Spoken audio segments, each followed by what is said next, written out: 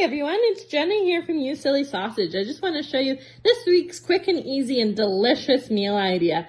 So this week I'm making lasagna. So I'm making lasagna with some of our sausage meat. We recently discovered that we absolutely love it, and you can use any sausage meat you have on hand.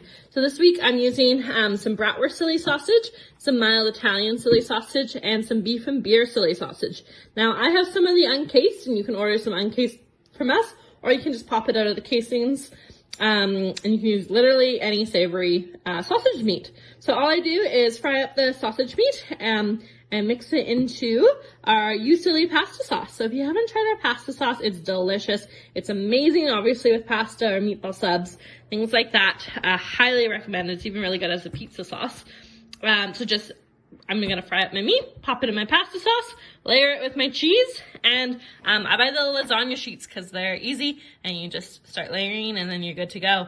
And that's it, guys. So it's actually super quick, and then bake it in the oven, and there we have it, an easy YouSilly sausage meal idea.